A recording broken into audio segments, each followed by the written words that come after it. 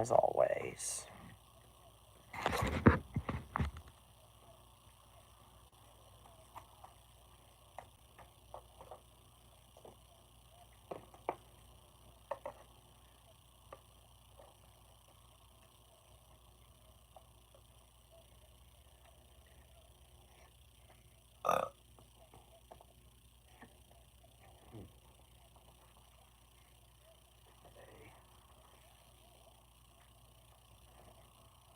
Burp. Oh, hi.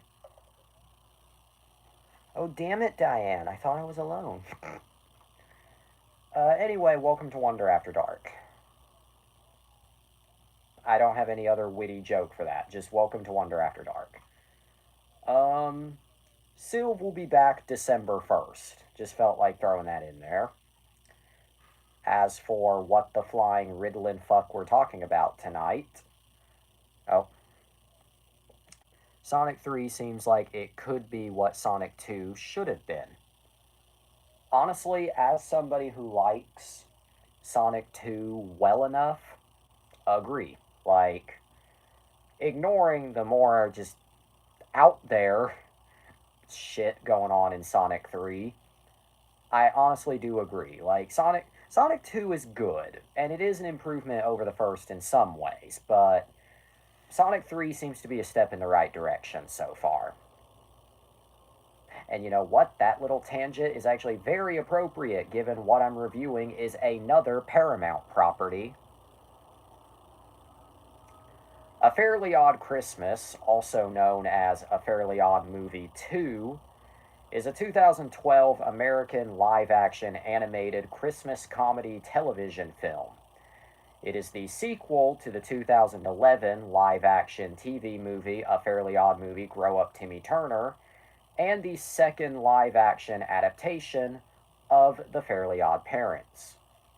So admittedly, yeah, before I continue, we're already kind of breaking the chronological order a little bit. I should review... Actually, I don't even know if I reviewed the first one already or not, but either way, going out of order, yes, but whatever.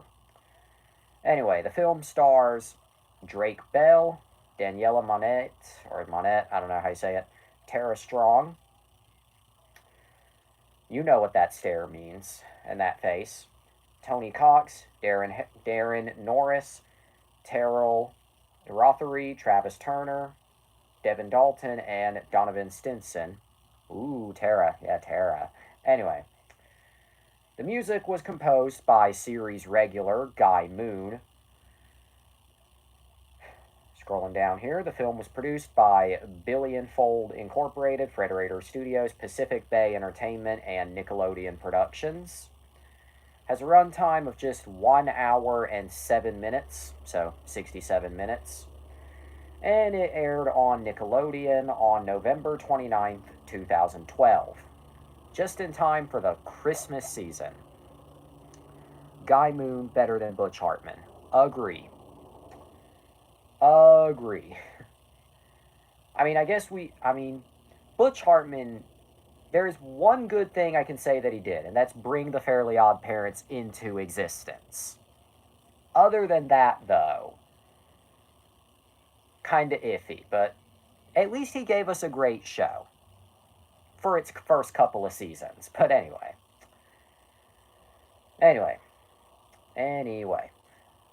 The film was first announced on March 14th.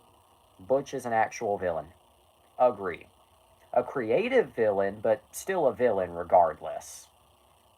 But anyway. But we'll save that for my inevitable 10-part miniseries about the rise and fall of Nickelodeon as a network. I mean that partially as a joke, but that's the exact kind of tangent I would go on for 10 episodes. Or maybe 5, I don't know. Depends on how many times I get interrupted. But anyway. The film was first announced on March 14th, 2012, and it premiered on Nickelodeon on November 29th that same year to 4.473 million viewers. Kind of a sizable audience there. Anyway, and then the film was released on Region 1 DVD on December 17th, 2013, so a year and a month later, and then it was released on Blu-ray 2 years later on December 4th, 2015.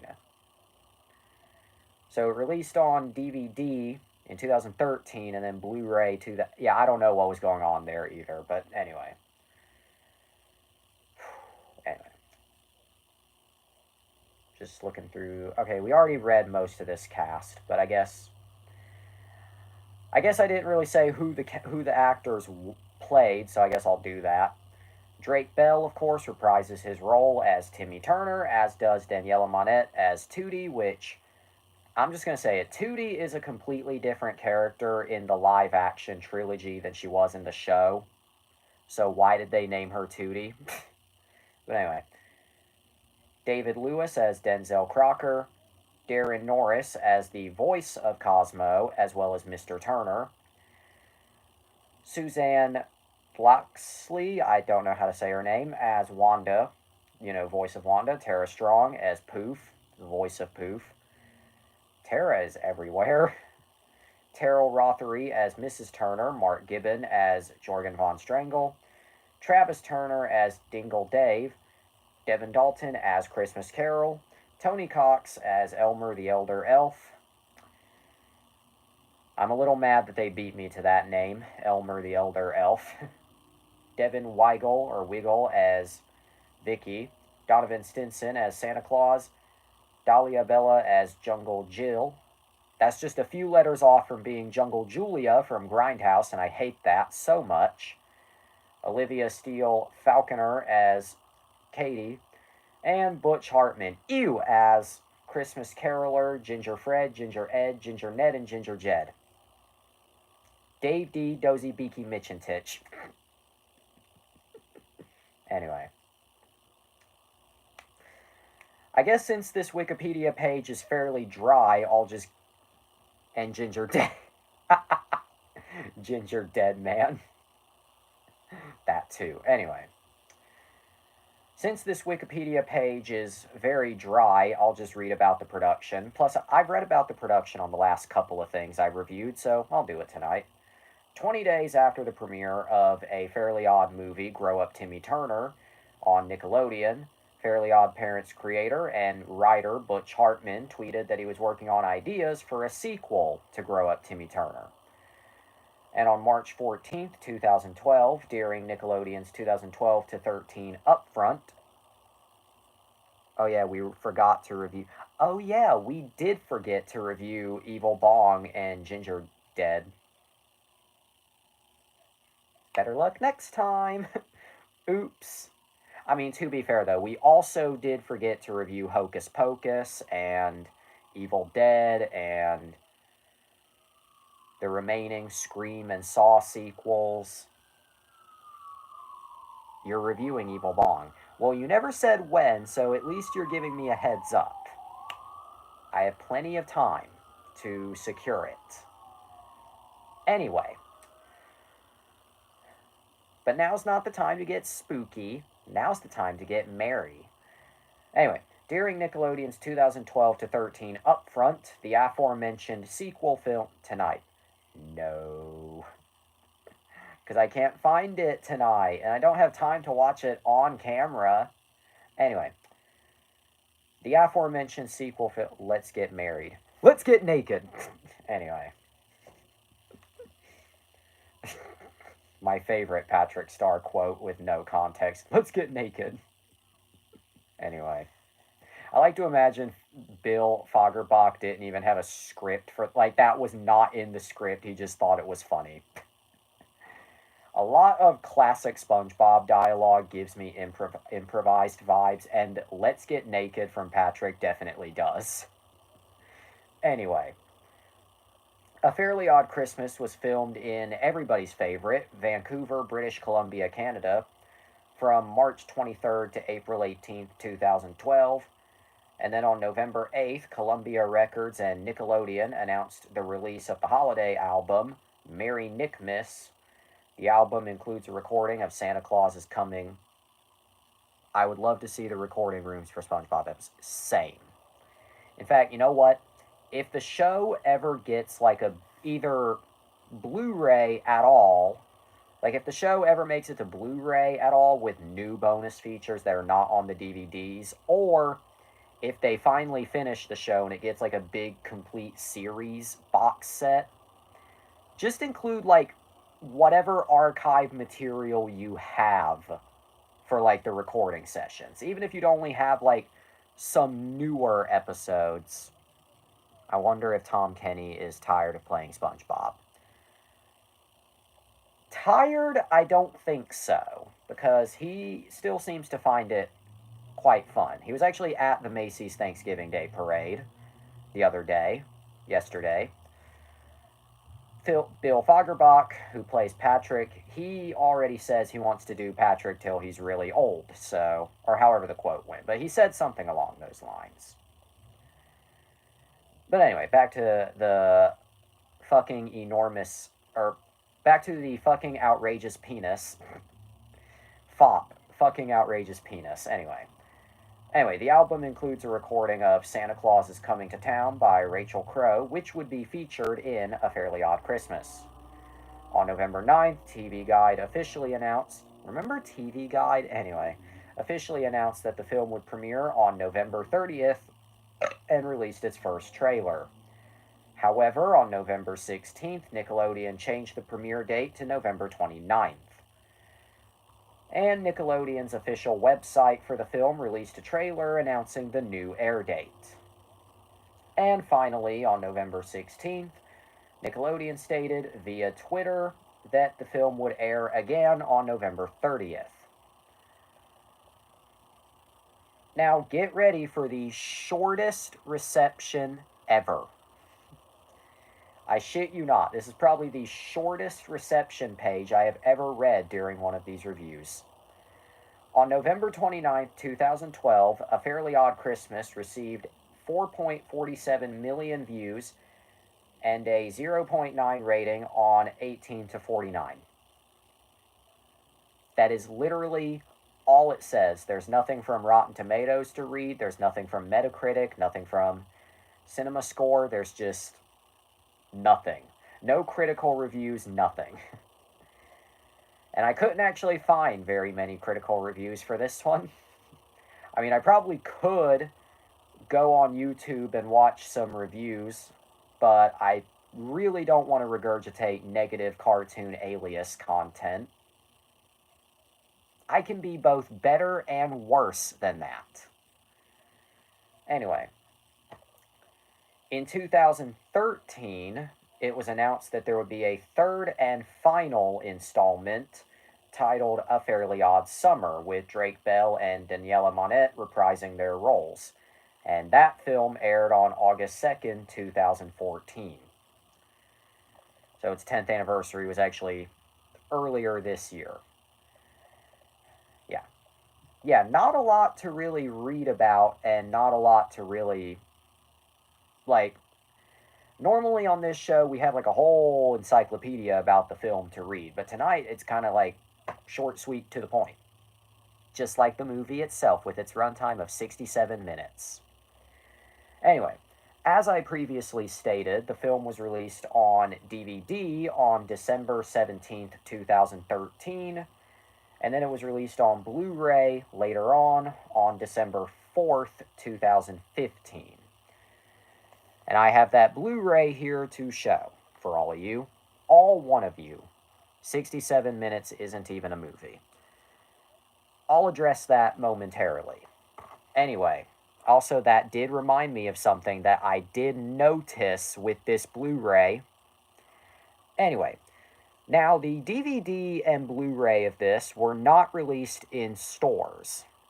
In case you don't know, this was a, what they call manufacture on demand release, where basically you can only get it at like Walmart.com, Amazon.com, Target, etc. And they make it once you order it. So basically they just take a DVD-R or a BD-R, burn the content onto the disc hastily, print the cover art, ship it to you once it's made. Anyway, We'll cover manufactured on-demand DVDs at a later date, but yeah, this is one of those. No bonus features to be found, because mod Blu-rays and mod DVDs don't really have those. Sometimes they do, but very rarely do they ever. Now, I said I noticed something funny about this release. Remember when I said that this was 67 minutes long? The back of the case claims that it's 107. Like I said, the actual runtime of this movie is 67 minutes, and the back of the case here claims that it's 107 minutes. All I will say to that is, open the schools. I say as somebody who is homeschooled, open the schools. Anyway, there's the disc. Very simple, just the one disc, movie only. They do at least put some nice artwork on there, which I do appreciate. But not much to really add outside of that. And of course, there's the underside of the disc, which is darker than a typical Blu-ray, because you can see where they've burned the data onto the disc. Sorry for getting too technical. Now the review. Okay, so A Fairly Odd Christmas. As I said, second installment in the live-action Fairly Odd saga. So of course it kind of picks up where the first... I mean, it doesn't pick up like immediately where the first one ended, but it pretty much picks up where it did. And basically, you know, Timmy, Tootie, Cosmo, Wanda, Poof now run like a traveling wish-granting business out of a van. Peter Pan's Neverland Nightmare, coming in 2025. Nah, I'm kidding, but... So they basically just fly around the world in their sketchy, totally not a rape van, granting wishes. Okay, that's actually a pretty nice setup. And then, of course, you know, oh, Timmy is kind of a dumbass because by granting all these wishes, Santa has none to do so himself. So basically, and then after a freak accident at the North Pole, basically they have to replace Santa and get the magic back, and it all comes back around to Thomas and the Magic Railroad. If you've seen Thomas and the Magic Railroad, then you've basically seen every movie about trying to get back some source of magic. You know I'm right. But yeah. Oh, but yeah. But yeah. What do I think of the movie itself, though? Well, first the good. The cast. Sure, people do like to make fun of these 3 live-action movies, but I do think the actors, the cast, everyone are all really good in their respective roles. Even if Tootie, again, is just, why is she, never mind why is she here, just why are you naming her Tootie when she's just not herself? If that's the case, then half of the wonder story is Thomas and the Magic. Okay, I apologize, because now that you say that, oh my god, that sounded so fucking insulting. Well, actually, you can interpret that either as an insult or a compliment. I don't know which it would be, but you can interpret it however you want. Hell, you can interpret it as just a humorous observation. I really don't know. But anyway, Decimo, Dos Hermanos, but the cast is really good. You know, Drake Bell, yeah. They're all really great in this movie. Their performances save it from being completely forgettable. The music, of course, from Guy Moon. I mean, Guy Moon is just, like, even when Fairly Odd Parents was at its absolute worst, Guy Moon's music just carries the show. And that's the case here. Especially because this was, like, right when Fairly Odd Parents, I'd say, really started to go bad. But that's a story for another time. But another thing as well, I'm trying to think what else. Oh, Timmy's dad, even though he's like actually both of Timmy's parents, but more so Mr. Turner. Even though Mr. Turner's like barely in this movie, he is hilarious like every time he's on screen. But then again, that's just Mr. Turner, period. But in this movie, he's really great. Especially because it feels like his actor was about to pop a blood vessel at every single moment. Timmy, I'm respecting your privacy by knocking, but asserting my authority as your father by coming in anyway. Probably my favorite Mr. Turner. Not a quote from this movie, but probably my favorite quote. Just the sheer energy of it and the accuracy of it. Oh my god. That's just what my dad would say if he was less subtle. Like, if he made it more obvious what he was about, then that would be my dad on the daily. But yeah, what else? I'm aware this is kind of a nothing positive, but I do think it's very. I do think the runtime is nice. It's short, sweet, to the point. It doesn't go on too long to the point where you're just fucking bored, but it doesn't end too soon to the point where you're like, either that wasn't a movie at all, or it's already over. Diary of a Wimpy Kid 2021, the Disney Plus movie, at 58 minutes. But yeah. What else? What else? What else? Oh. Um. Crocker. Crocker is another highlight of this. I mean, Crocker's always a highlight, but in this movie, Crocker's really funny. You might disagree if you ever watch it, but yeah, Crocker is also pretty funny here. We need the wall.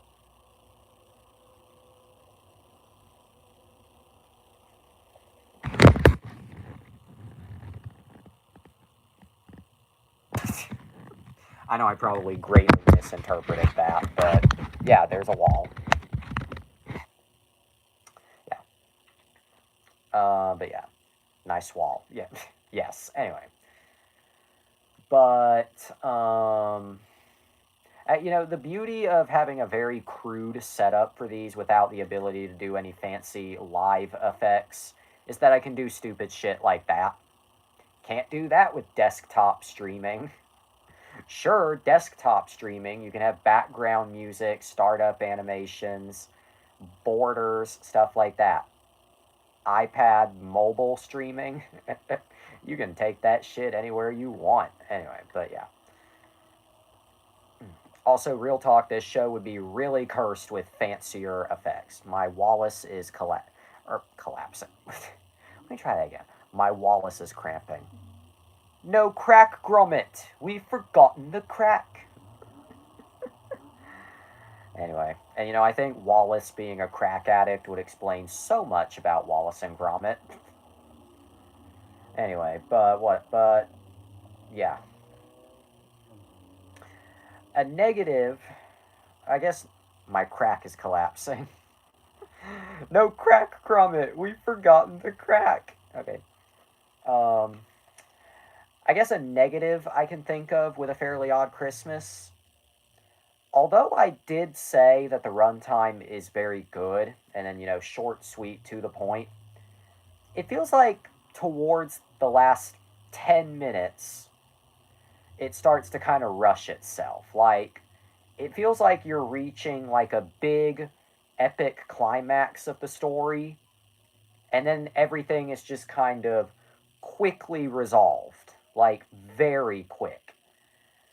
Like, they encounter what's his face, the elf, and then just within a matter of 2 minutes, like, you're off the naughty list, and then they go around the world and undo all their bullshit, dog shit, bad idea wishes. And it's all undone, like, very quick, like, as quicker, not the worst fuck up I've ever said on this show, but it's all just undone quicker than it was done at the beginning. But that's not really a huge issue because I'd say the rest of the movie is paced pretty well.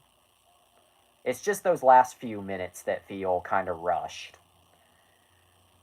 What else can I think? Oh, I said earlier, but another kind of negative aspect for me is that Timmy, again, Mr. and Mrs. Turner, and Vicky kind of get just sidelined in this movie. I mean, I get that it wouldn't really make any sense whatsoever for them to come to the North Pole too. Hell, it makes no sense for Crocker to be here, but on the adventure with them. But I do wish, Mr. and Mrs. Turner and Vicky at least got more screen time than they did in this movie. I mean, they get screen time, but barely. But then again, there's only so much you can fit in 67 minutes. I say right before reviewing another 60-minute movie that I did previously allude to, but you weren't here to hear. What is that 60-minute movie? Stay tuned for tomorrow. Have you heard the scrapped voice lines for Wallace and Gromit Telltale? I have not. I have never heard those. I've never even played the Wallace and Gromit Telltale game. I've heard it. I've actually heard it's pretty good, but I've never played it. Because I don't even know if it's still available, first of all. I don't know if it's still available or if it's just completely lost media. They are just the actors swearing and saying mad stuff. Why does that not surprise me? Also, damn it, now I need to hear Wallace. Innocent fucking Wallace. God, that's beautiful. You ate all those pies, you fat bastard. I need to hear just sweet, innocent Wallace say, you fat bastard.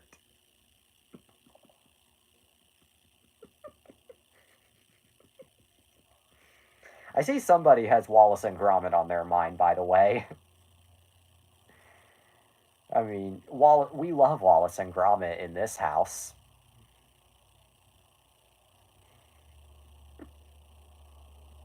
I'm such a fag, but yeah. Um, yeah.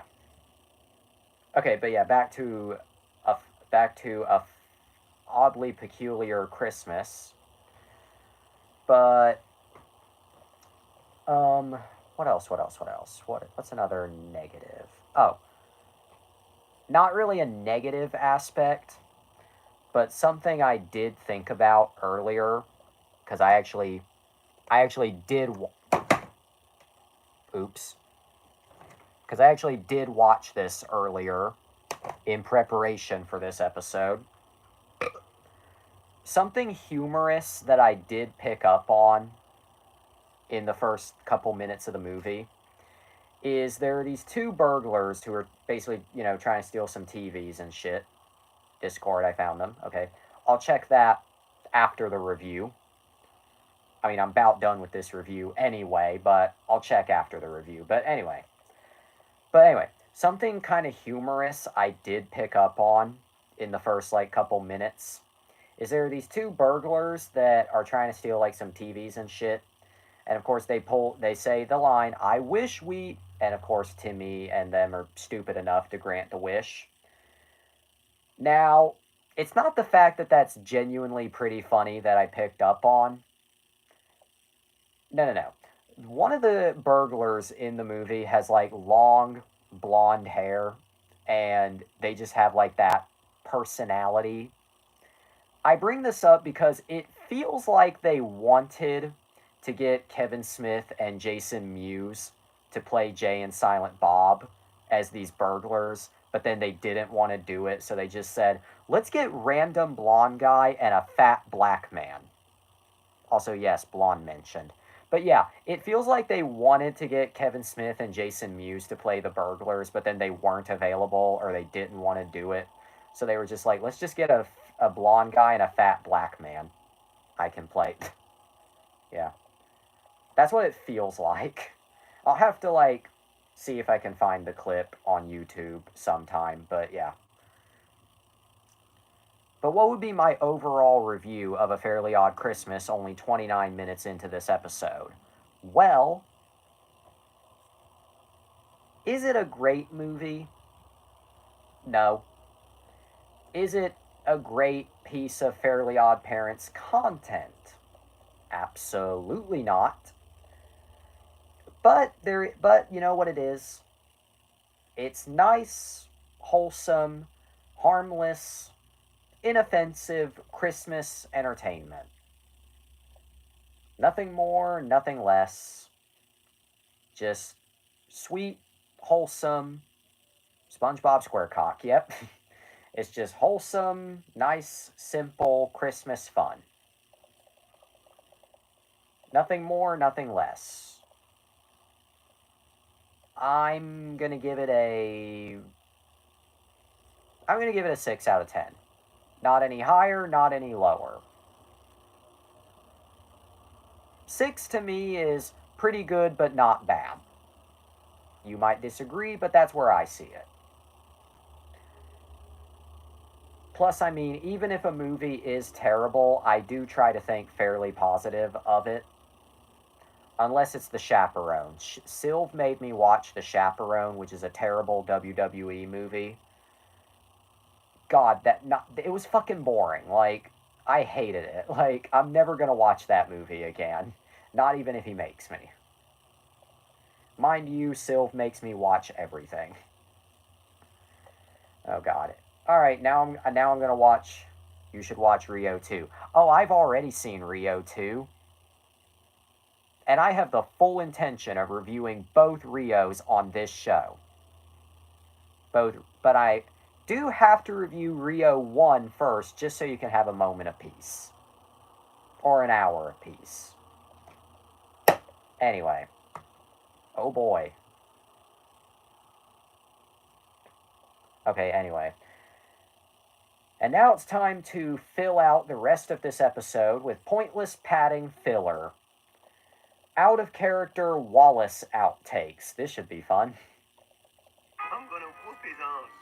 You see, I'll have a break later. With a nice cup of tea.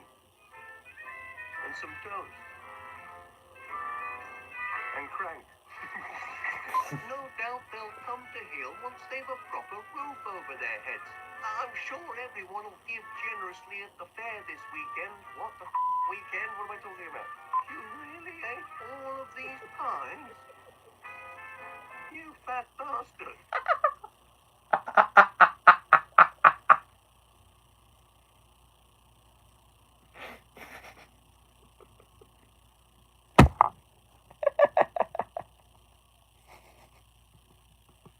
Oh, it's just as great as I imagined it being.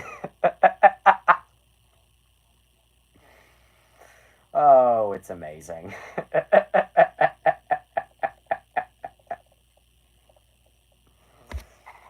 Crank means meth. That's even better. That's even better. Oh God, that's beautiful. I'm gonna whoop his ass. That is even better. That is even damn better. Best shit I have ever heard in my fucking life. God Almighty. Yep. I'm gonna whoop his ass. Yep. One of my favorite genres right there. Voice actors of innocent characters saying or swearing out of character while also remaining completely in character. Gotta love it. Come on down to the chumping bucket. Every fucking day, you come down and you stuff your face full of shit. Rio is a masterpiece. Rio 2 is what made me hate animated films for a while. Stay tuned. Okay. Well, that was only 30 minutes of material, but I can stretch this out till at least. Excuse me. Well, that was only 30 minutes of material, but I think I can stretch this out to at least an hour. So, what should I talk about to pass the time?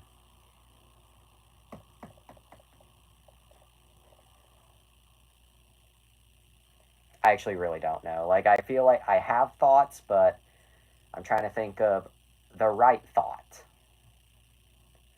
Otherwise, this is the shortest episode known to man. What does it say?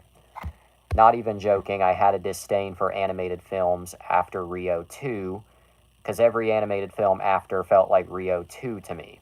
Why haven't I watched Spider-Verse? Rio 2. You know what? I think I get it. Like, even though, like, at first that sounds like an exaggeration, I honestly do kind of get what you're saying. Like, it was just that kind of movie.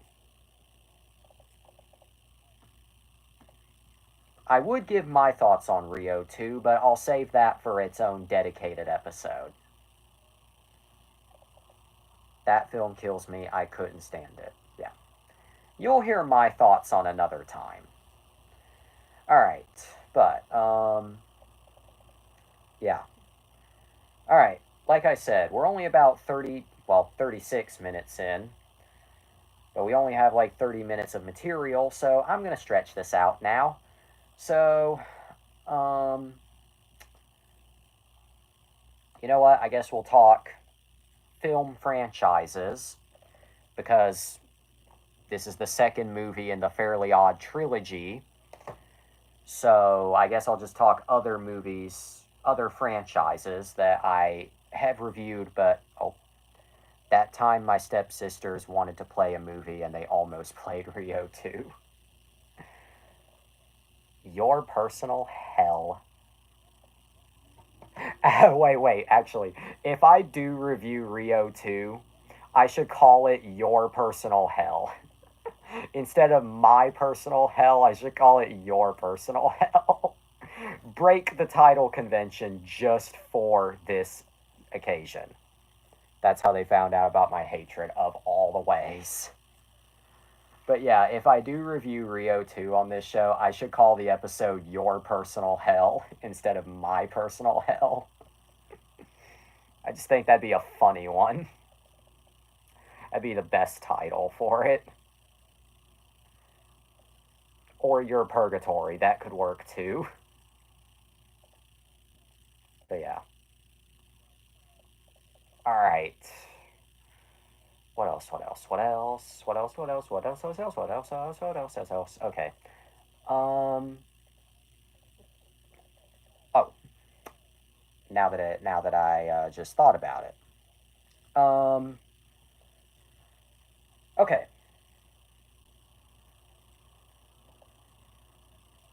So, I guess I'll just discuss franchises that I have started on Wonder After Dark, but I have not finished yet. Earlier this month, I reviewed Harry Potter and the Sorcerer's, aka Philosopher's Stone. Will I review the remaining Harry Potter films? Maybe someday. Definitely not all in one go, but maybe someday. What else?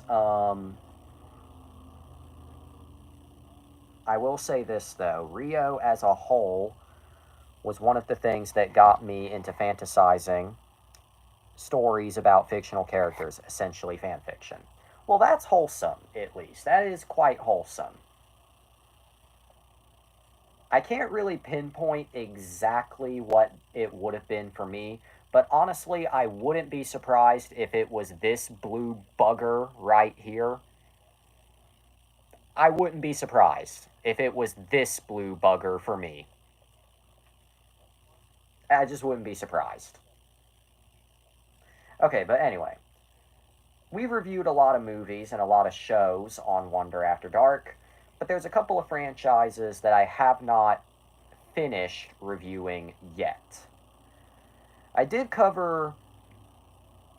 Okay, I've covered Scream, but I don't think... Actually, yeah, I've covered Scream 1 twice, but I have yet to cover the Scream sequels. So 2, 3, 4, 5, and 6. Will I cover them? Eventually. What else? Toy Story. We've covered Toy Story 1 and Toy Story 2. We've yet to tackle Toy Story 2 and 3. or Toy Story 3 and 4, my apologies. We did Toy Story 1, 2. We haven't done 3, 4. We'll get to those. Rio walked so FNAF could run. FNAF ran so Sonic can go brrr. Yeah. What else? Oh. Well, we also finished off the Paramount Sonic universe, at least until Sonic 3 comes out. But we have yet to tackle the other remaining pre-Paramount Sonic cartoons. When will I review those? Maybe as we get closer to Sonic 3, but I don't know. In terms of stuff we've recently tackled on Wonder App... Oh, I played some GTA 5 today. That's cool. I've never played GTA 5, so all I can say is that's cool. I've never actually played any of the GTAs. Anyway, in terms of movies that we've recently reviewed on Wonder After Dark, we reviewed Tangled recently, followed by the short film follow-up, Tangled Ever After. Although we still have 2 more pieces of media related to that franchise to cover. The TV movie Before Ever After, and the television series that followed. Yay or nay to covering those in the future? I don't know. You seem to really like when we covered the movie, so it seems fitting that I finish the series, especially because I'm already halfway through it. So yeah, I guess I'll finish that on this show someday. Then I will have covered that whole franchise.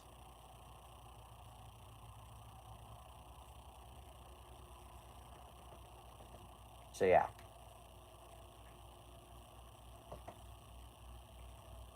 Trying to think of what else. Oh.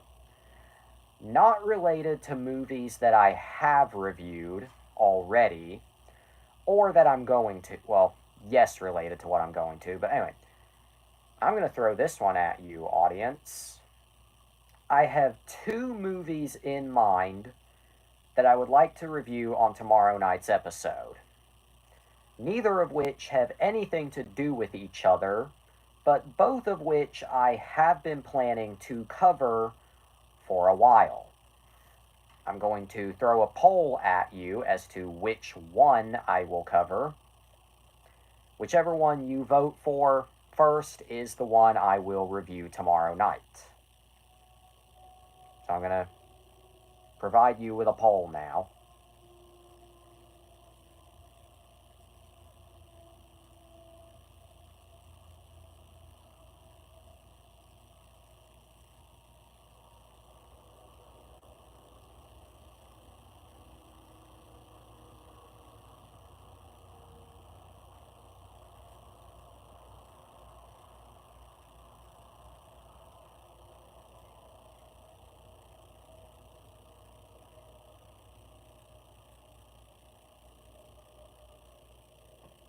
I'm aware this is kind of a one-sided poll, but both of these are movies I've been meaning to review for a while, but I'll let you decide which I cover.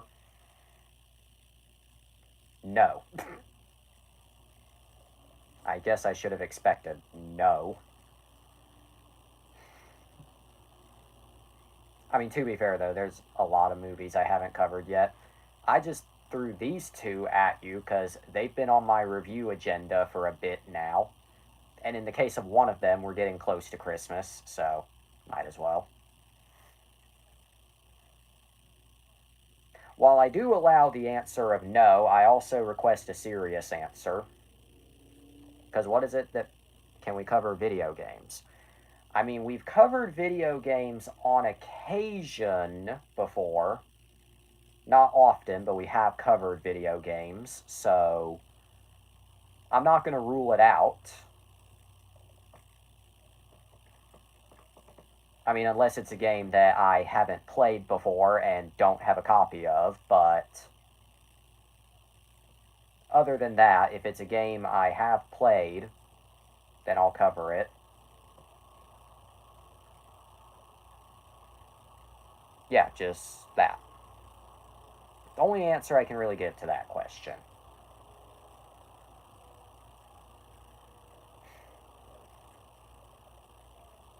That, and I feel like there's a specific game you want me to cover based on that. So, yeah.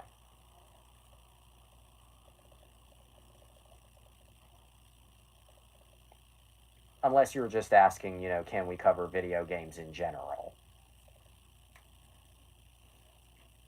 All right, trying to think of what else to pad out this episode's runtime with. What else? Games in general. Oh, games in general. Well, since you mean can we cover video games in general, then yes. Discord, I'll check that in a minute. But yeah. Cover video games in general, we can. Live action Dogman.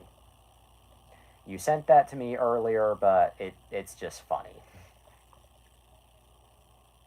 Just live action Dogman. And he's yellow, too. Or golden, whatever. Yellow, gold, aren't they basically the same? But yeah. But yeah, we can cover video games on this show as well. Plus, we have covered toys on this show on occasion. Oh, shoot, I did. What the hell? Oops. But yeah, I have dementia. America can be summarized in one word. My favorite Joe Biden quote. Up there with Vice President Trump and President Putin. I'm losing it, guys. Yep. 100+ episodes, and only now is Spider losing it. Only took this many. Hey, just be glad that you're not losing it in front of a larger audience. Just be glad. Just be glad. Okay, anyway. But yeah, we can cover... I am turning into Biden, yep. Before long, you'll be falling up the stairs. Not falling down the stairs, falling up the stairs. Anyway. Alright, but yes, we can cover video games in general.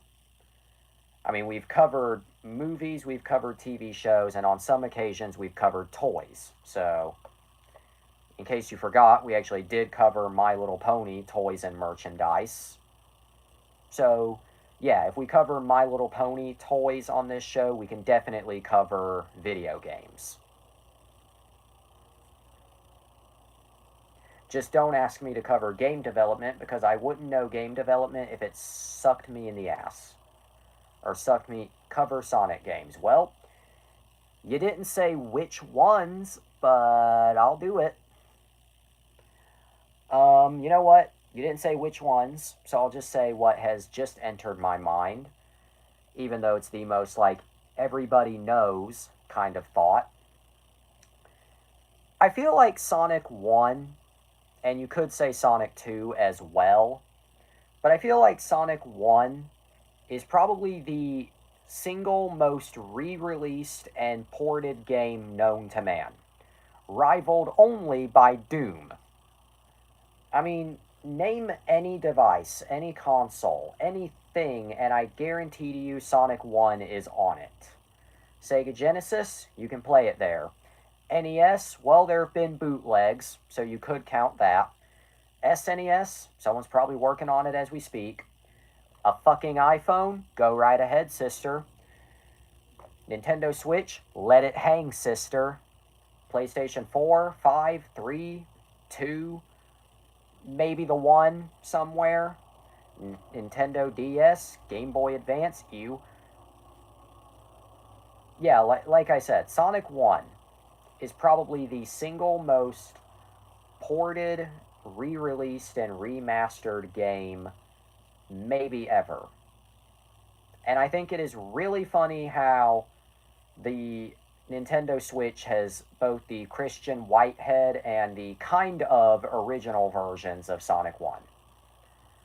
I say kind of original versions because the version that's on the eShop has the spin dash, or the drop dash, not this. Well, the spin dash too, but the drop dash added from Mania. But I don't know. But either way, that's on my mind. Just how many times Sonic 1 has been re released over the years since 1991. Alright, what else? What else? What else? What else?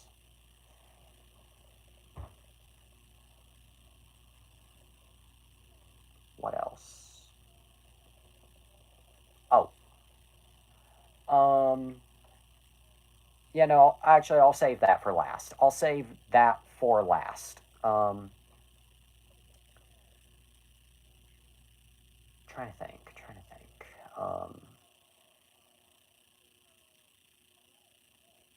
You know what? I just looked over here and it just made me think.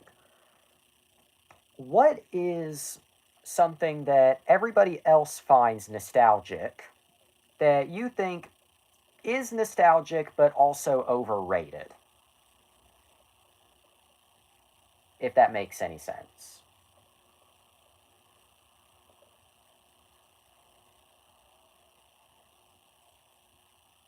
The Matrix. I mean, yeah, The Matrix definitely fits the bill of, in my case, it's not, nostalgic because I did not see it when it was new, but The Matrix is a really good movie, but I can't help but feel like it's maybe a little overrated. Not exactly the same thing, but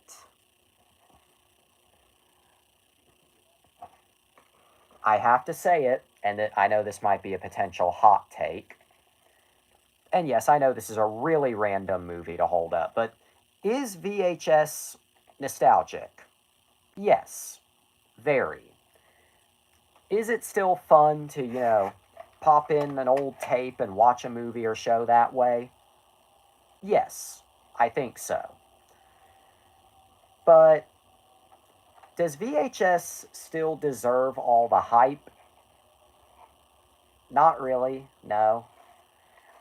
I mean, without sounding like a regurgitation of everyone ever, I'm guilty of this. I will buy a VHS of a movie if I see it at like Goodwill or eBay even, but I don't watch VHS tapes often. Very rarely anymore. And before you ask, yes, I do have a VCR. But VHS is not perfect. I mean, it was perfect for when it came out, which was like the late 70s, but, mid to late 70s. But, over the years, I would say it quickly became outdated. Actually, right when DVD entered the picture. My favorite Sonic games: 1, Mania, 2, or 1, Mania, 2, Sonic 2, 3, Sonic Adventure. That's a very solid list. My favorite would probably be a close tie between. Is it here? My favorites, honestly, would probably be a close tie between 1, 2, and Mania, only because those are the only ones I have fucking finished. All the other Sonic games I kind of struggle with. Well, actually, I have finished. Yeah, I'm pretty sure I finished Forces. But anyway, back to my original tangent. But that is a great list, though. But VHS was perfect for when it came out, the mid to late 70s, but I'd say right when DVD entered the picture, it kind of became obsolete.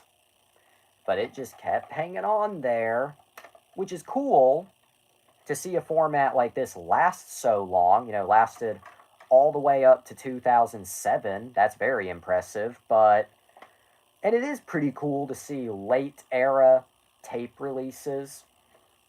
But, VHS has a lot of flaws, I will admit. I mean, the biggest flaw I feel was that, it gets worn out over time. and with repeat viewings. My rarest trophies are from Mania, but it's weird because it's fairly simple stuff like collecting all the Chaos Emeralds, and less than 5% of players have done. I guess I would fall under that less than 5%. But anyway. But analog tape, which is what VHS is, gets worn out over time, and especially with repeat viewings. Worst case scenario, it gets caught or quote-unquote eaten by your VCR. And of course, the other problem with VHS was that it was very limited. You know, you couldn't do like menus or bonus features unless they were tacked on before or after the movie. And it was completely linear viewing, meaning if you wanted to skip to a particular scene, you had to fast forward through the entire movie to get to that scene. If you had a TV show on VHS, you had to fast forward through all the other episodes on that tape and land on the one you wanted to watch. Yeah. I don't know. Oh, and of course, you know, VHS quality was good. Discord, okay. And of course, you know, VHS quality was good, you know, back in the mid to late 70s, but, you know, why would you want to watch, like, a newer movie in VHS quality? I say as somebody who thinks later era tapes are neat. Like Gangs of New York here.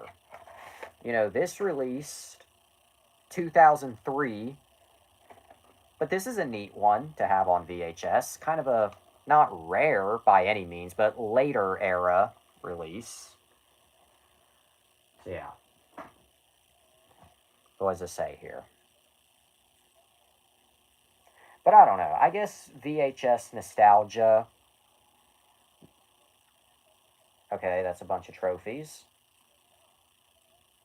Damn. I don't know really anything about PlayStation, so I can't really comment on this. My apologies.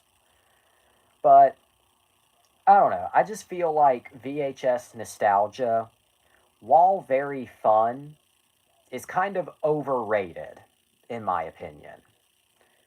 But then again, I guess I have no right to talk because I will, if I'm feeling nostalgic, or if I don't have it on this format or that format, I'll pop in a tape and watch it. So I guess I have no right to talk. Okay, 300,000 owners and only 5,000 have done the blue spheres. Hell yeah. I don't know, I get a kick from this stuff. Well, I guess we're on the same page because you get a kick out of PlayStation trophies. I get a kick out of weird or bad obscure movies and physical media.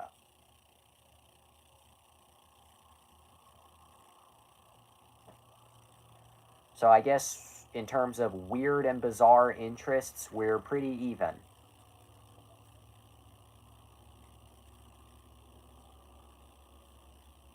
I don't have a joke for that, just we're pretty even.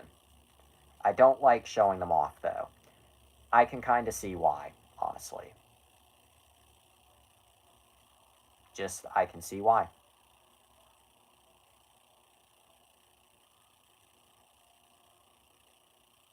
Just can see why.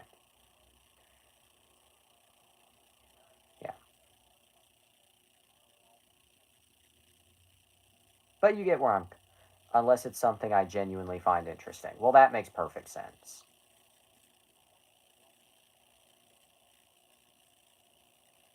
That just makes perfect sense.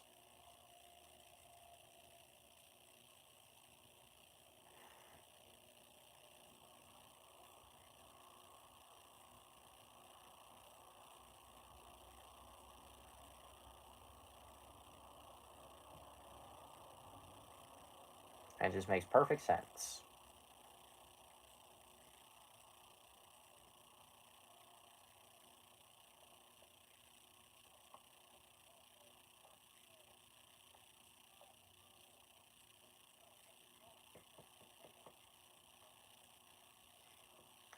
Well, anyway, it's time for the funny image. It's the jamp. Sorry, babe. The jamp must stay on during sex. The Jamp. I don't know, I thought that was funny. The Jamp.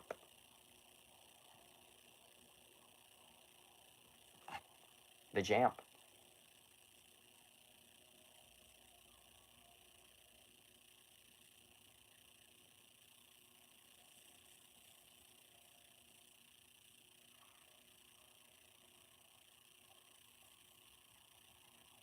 Just the Jamp.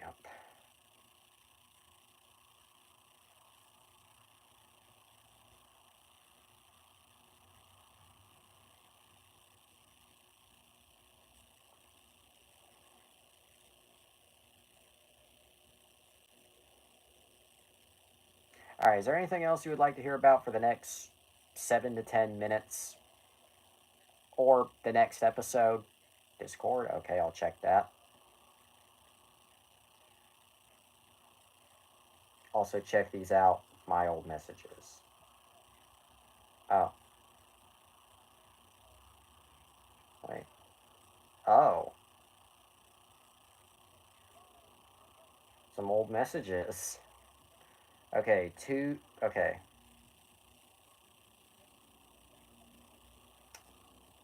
Biggie says, I think I'm trying to figure out.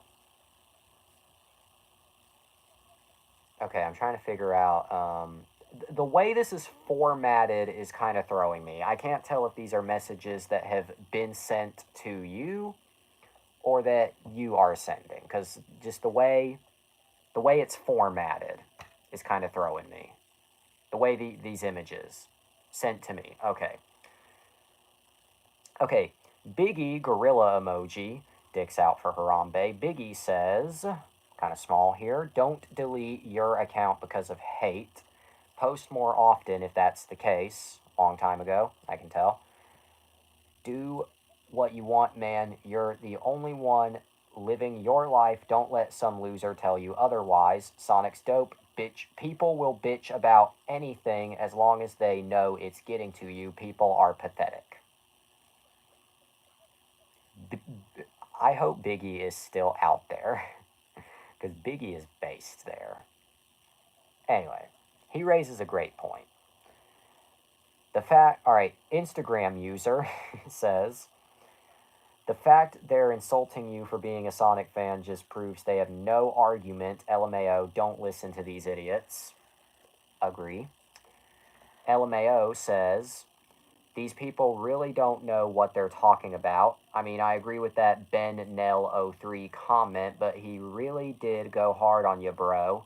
I really hate when they talk objectively bad on Sonic like IGN.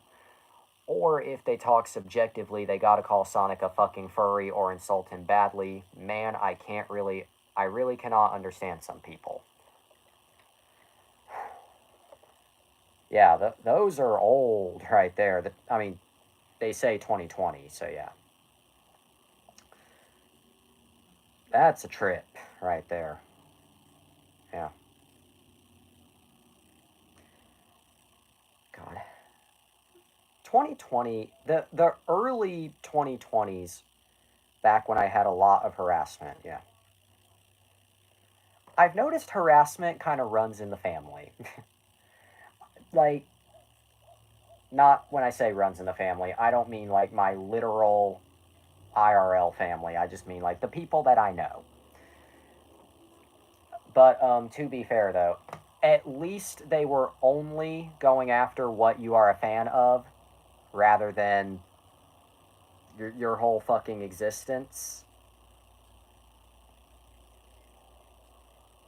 I'm not saying you deserve the harassment, so don't get the wrong ideas. I'm just saying at least you weren't tranny faggot who deserves to kill themselves or pedophile or zoophile. At least you weren't any of those. Even though zoophile really isn't that different from furry, but still.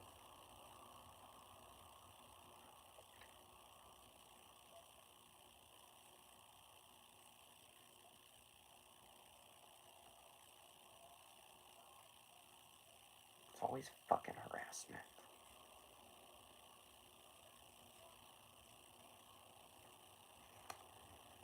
What's it say? essentially doubled down when they knew my age, which felt like genuine online child abuse. Yeah. Yeah. They loved mentioning that I was 14. Again, yeah. Yep, yep.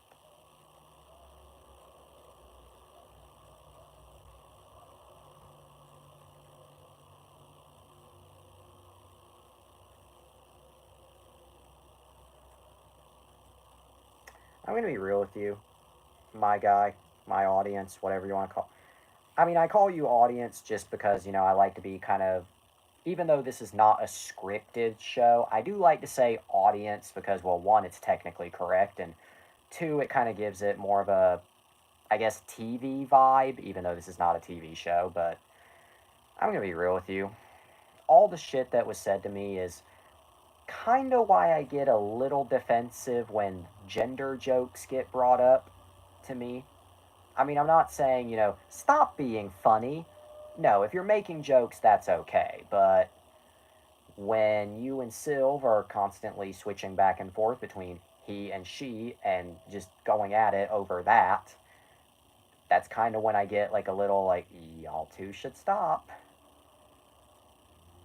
Paired with everything that was said. Boy, that's funny. I'll allow that. But you get where I'm coming from. Again, you saying that right now is funny because that's a clear joke. You heard what I'm saying, thought it'd be funny, took an opportunity, no harmful intention. Girl, you cray. See my point? But when it becomes a debate, that's when I get a little stop it.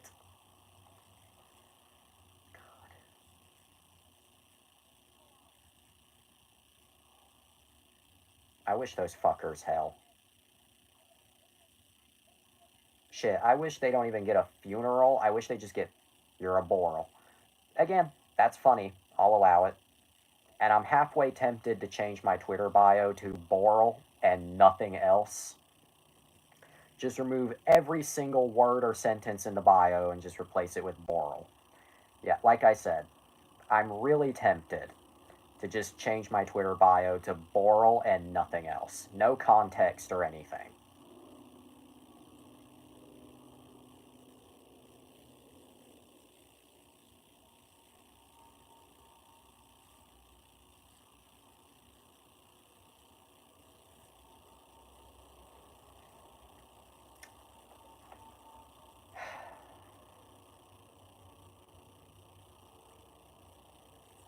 I guess on a lighter note, that's also tangentially related.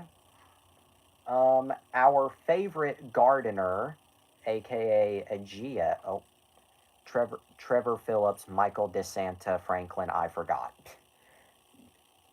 Steely Wheelie Automobile. Okay, anyway. I guess on a lighter note that is tangentially related, our favorite gardener, aka Ageo, my beloved, he seems to be getting a bit more talkative with me lately. It went from like once a week or once every 2 weeks to, as of recent, Monday, said something to me briefly earlier. So not even a full week apart. Although I did say that I needed to ask him something earlier and he hasn't responded yet. But he seems to be getting more talkative with me again. So that's positive, reassuring. That kind of social anxiety and nervousness seems to be dying down a peg. Plus, last time we spoke, we actually did have a pretty friendly conversation. A friendly conversation in which we didn't bite each other's heads off. There's the good news of the night.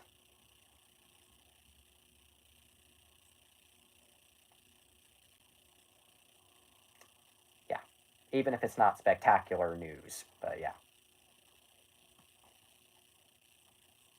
Alright, I think I got like 5 to 10 more minutes of material. I'm sleep. Okay, well, I guess I'll just go ahead and wrap this episode up here just because I'm kind of stretching for material at this point. That and I've. My final. Change the world. My final message. Goodbye. Yep, okay. Alright, I guess we'll just wrap this episode up here then. I mean, this would be a good note to end on, because I did just end it on kind of a positive note. I mean, yes, it went negative, but then it went positive. In a wraparound way. Kind of funny how that works. Really funny. You can't really have good without bad. Good and bad in this world is yin and yang, I would say.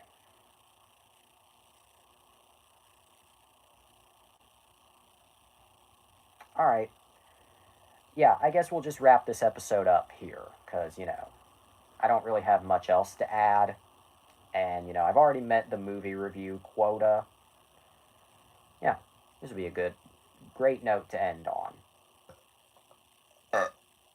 Great note to end on. So, what are we doing tomorrow night on the show? I do not know yet. I do not know yet.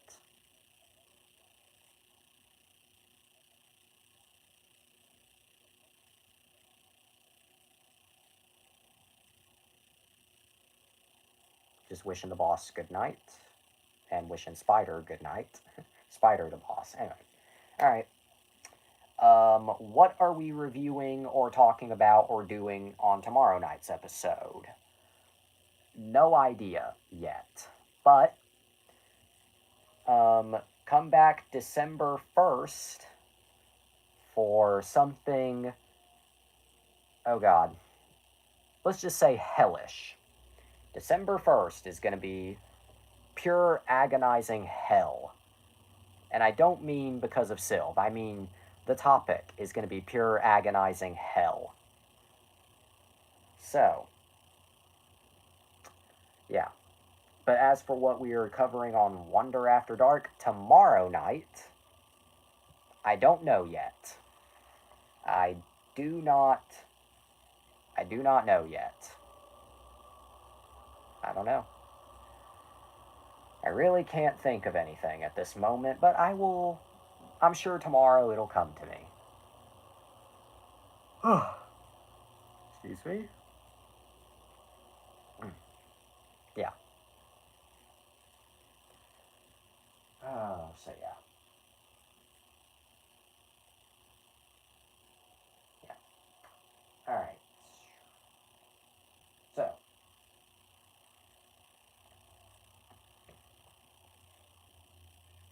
Come to think of it, I could cover Futurama in the future. That could be a good one. I don't know. Alright. But I've already, wasted enough time. I think we'll wrap this up here. But before I go, I guess, the old archived messages that we read a moment ago, they are very accurate. Don't let harassment get to you. Keep doing what you do best, regardless of what people think. You don't deserve that kind of hatred. Unless, of course, your name is Dan Schneider. If your name is Dan Schneider or Harvey Weinstein, then you absolutely deserve all the backlash and all the controversy. But will I elaborate further? No, because I've said enough. But for now, that's all the time we have for tonight. But always remember, eat your cereal, go to bed, to be continued. God made you special and he loves you very much. If you do drugs, you go to hell before you die. Good night, and I love you. Have a day.